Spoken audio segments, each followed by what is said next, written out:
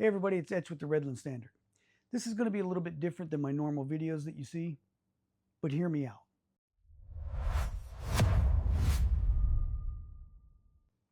Everyone says they want different leadership, but the moment someone different actually shows up, most people reject them immediately. Not because they're unqualified, but because they don't look like what people are used to trusting. That's the part nobody likes to admit. We say we want change. We say we're tired of the same people, the same talking points, the same cycle. But what we really want is something that feels familiar, just slightly better. Not something that actually challenges what we're used to. Because the system doesn't really produce different. It produces people who know how to operate inside of it. People who understand messaging, positioning, what to say, what not to say, and how to say it. And that's not an accident. That's what gets rewarded. So over time, you don't just get similar candidates, you get a pattern. And most people get comfortable inside that pattern, even while they're complaining about it.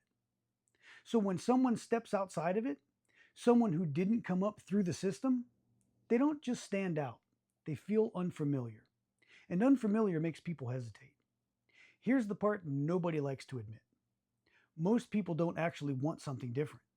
They want something that looks different, but still feels predictable. Because predictable is easy to evaluate. Predictable doesn't force you to rethink anything. But real world experience doesn't always come packaged that way. It doesn't always sound polished. It doesn't always fit into the same framework. And it's not supposed to. Take someone like Jared Hudson, for example, running for Senate in Alabama. Not as a headline, not as hype, just as an example. Instead of asking, does this person feel like the typical candidate? Ask a different question. What has this person actually done when it mattered? Because those are two completely different standards. Most candidates are judged by how they speak, how they present, how well they operate inside the political environment. Very few are judged by what they've done outside of it. What they've handled when things weren't controlled, when there wasn't time to think of the perfect response. That's where the real capability shows up. Not in a prepared moment, but in an uncertain one.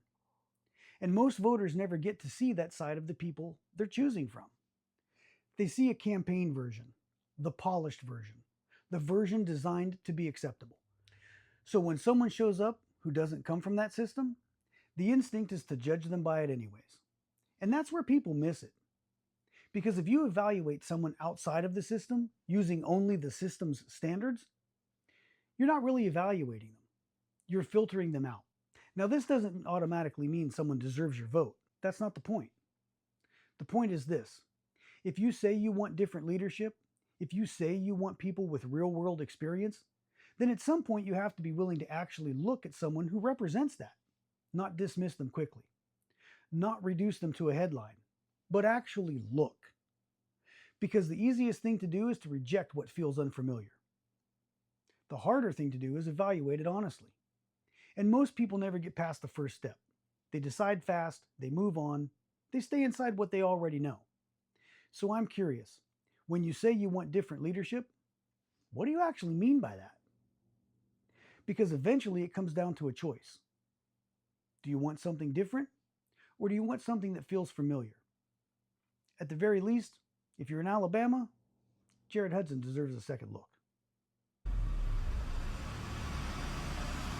Jared Hudson, welcome to the show, man. Hey, thanks for having me, brother.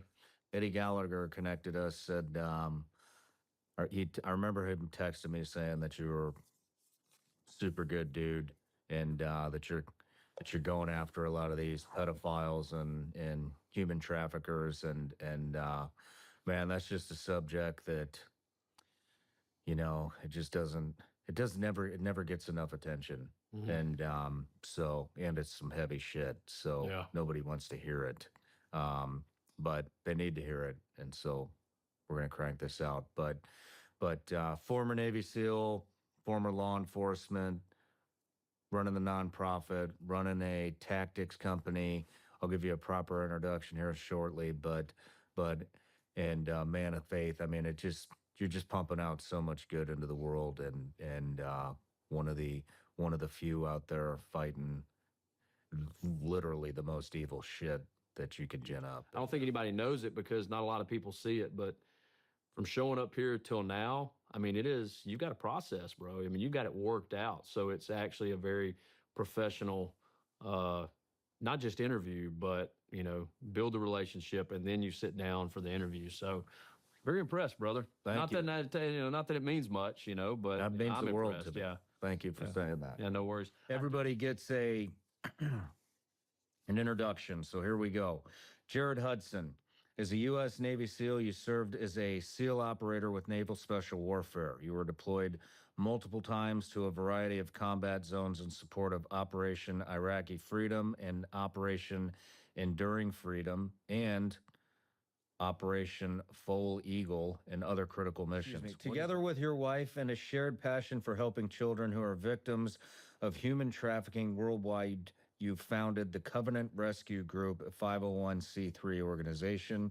You are the CEO of your business, the Shooting Institute, where you have personally trained local law enforcement, military personnel, and civilians in self-defense. You are currently a law enforcement officer as a Blount County, Alabama Sheriff's Deputy, and as a Federal Task Force Officer with HSI. What is a Federal Task Force Officer? Yeah, so I'm with Blount County Sheriff's Office in Alabama, so I'm what's called a post-certified law enforcement officer. And if the agency you work for is willing to partner with the feds in that way, this is the way the feds can take you through. For me, it was Title 19 law, I believe, if I remember right. Do 2 weeks of classes for that federal law, and then you are deputized under Homeland Security, Marshal Service, Secret Service, ATF, FBI, whatever it is. In my case, it's Homeland Security to work child exploitation as a federal agent. So that's a Federal Task Force officer. I'm not a full board GS whatever federal agent. I'm a post-certified state agent who is sworn under the federal service to work, in my case, child exploitation. You also serve as a reserve deputy for the Jefferson County Sheriff's Office, supporting special operations units and working as an investigator for the Johnson County Prosecutor's Office. You're an Alabama Peace Officer Standard Training Commission certified law enforcement agent and certified National Wildlife Control Operator Administration Level 1, 2, and 3 sharpshooter, in addition to holding other advanced law enforcement certifications. And lastly, and I'm sure is probably the most important to you, you are a Christian, a husband, and a proud father of 3 daughters. That's exactly right, yeah.